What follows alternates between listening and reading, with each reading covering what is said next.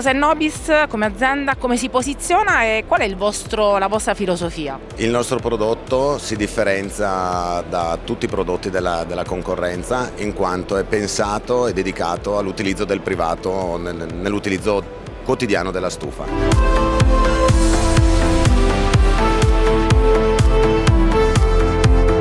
Infatti è l'unico prodotto presente in fiera che garantisce un'autonomia per quanto riguarda la pulizia. Infatti la stufa si può pulire addirittura una volta ogni 30 giorni.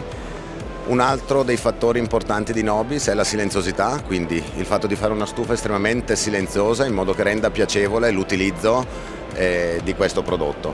E in più le performance. Oggi bisogna sicuramente avere un occhio di riguardo alle performance e alle emissioni, infatti i nostri prodotti sono tutti certificati 4 stelle e sono Ecodesign 2020 e questa è la filosofia che ci contraddistingue in questo mercato.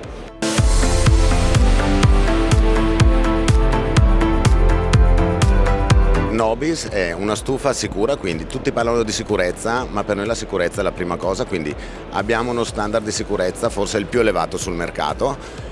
In più la nostra stufa dà al privato la possibilità di utilizzare tutti i tipi di pellet, visto anche l'incremento del costo del pellet, la possibilità di utilizzare anche un pellet che costi un po' meno sicuramente aiuta. Infatti abbiamo dei sistemi che permettono di avere una combustione sempre ottimale e sicura con qualsiasi utilizzo di combustibile.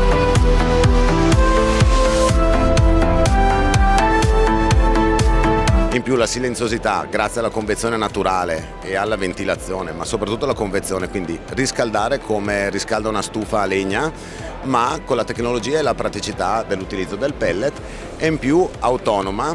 Perché? Perché dando un grande tempo tra un ciclo di pulizia e l'altro, infatti la stufa prevede anche dei cicli di pulizia automatici, quindi rendendo veramente comodo l'utilizzo della stessa.